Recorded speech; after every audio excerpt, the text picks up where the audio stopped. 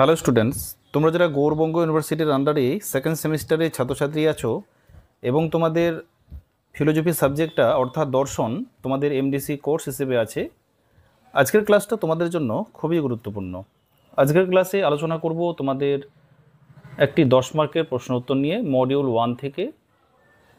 প্রশ্নটা হচ্ছে বৈজ্ঞানিক অনুকল্প কী, এর বৈশিষ্ট্যগুলি আলোচনা করো।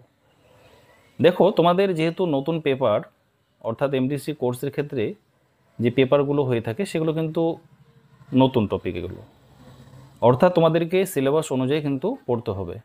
অথবা অনুকল্প এবং তত্ত্বের মধ্যে পার্থক্য আলোচনা করো। যে কোনো একটা প্রশ্ন পরীক্ষায় থাকবে তোমাদের, অর্থাৎ এইরকম টাইপেরই তোমরা ভাবো যে এরকম টাইপেরই তোমাদের প্রশ্ন পরীক্ষায় থাকবে। তাহলে প্রথমে ভূমিকা লিখতে হয়। বিজ্ঞান এমন এক জ্ঞান শাখা যা যুক্তি, পর্যবেক্ষণ ও পরীক্ষার মাধ্যমে সত্য খুঁজে পায়। এই পরীক্ষাধর্মী জ্ঞান লাভের পথে বৈজ্ঞানিক অনুকল্প একটি অত্যন্ত গুরুত্বপূর্ণ ভূমিকা পালন করে। এটি হলো এমন একটি প্রাথমিক অনুমান বা ব্যাখ্যা যা কোনো সমস্যা বা ঘটনার কারণ ব্যাখ্যা করার উদ্দেশ্যে প্রস্তাব করা হয়। এরপরে এই অনুমান পরীক্ষার মাধ্যমেই যাচাই করা হয়। তোমরা এখানে যেমন দেখতে পাচ্ছ না, তোমরা সেভাবেই কিন্তু পরীক্ষা লেখার চেষ্টা করবে, তাহলে তোমরা নাম্বারটা বেশি পাবে। বৈজ্ঞানিক অনুকল্প হলো একটি যুক্তি নির্ভর, পর্যবেক্ষণ ভিত্তিক ও পরীক্ষাযোগ্য অনুমান যা কোনো বৈজ্ঞানিক ঘটনার সম্ভাব্য ব্যাখ্যা প্রদান করে।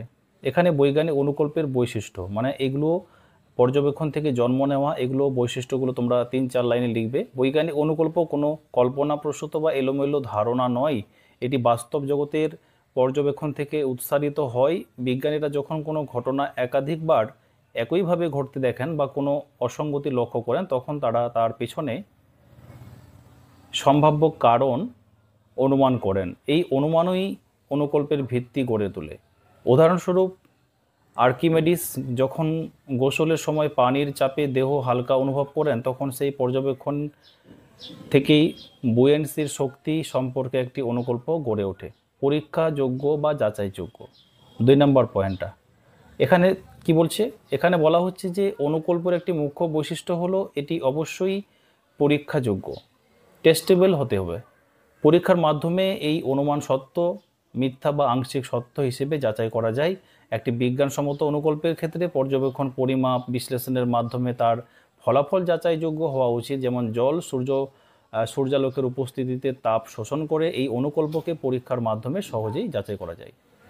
তারপরে সাময়িক সংশোধনযোগ্য। এখানে কি বলছে, বৈজ্ঞানিক অনুকল্প কখনোই চূড়ান্ত সত্য নয়, এটি সাময়িক ও পরিবর্তনযোগ্য। নতুন তথ্য বা প্রমাণের ভিত্তিতে একটি অনুকল্প বাতিল, সংশোধিত অথবা বিকল্প অনুকল্পে রূপান্তরিত হতে পারে। এই বৈশিষ্ট্য বিজ্ঞানকে একদিকে নমনীয়, অন্যদিকে উন্নতিশীল করে তোলে। যেমন নিউটনের মাধ্যাকর্ষণ তত্ত্ব বহু বছর ধরে প্রযোজ্য ছিল, কিন্তু আইনস্টাইনের আপেক্ষিকতার সূত্র তার সীমাবদ্ধতা তুলে ধরে। তারপরে 4 নম্বর পয়েন্টটা তোমরা দেখো। আর আরেকটা কথা তোমাদের সঙ্গে শেয়ার করা আছে, সেটা হলো তোমরা যারা ফিলোজফি এমডিসি সাবজেক্টে স্টাডি মেটেরিয়াল পারচেস করতে চাইছো, তোমাদের স্টাডি মেটেরিয়াল তৈরি করা হয়েছে।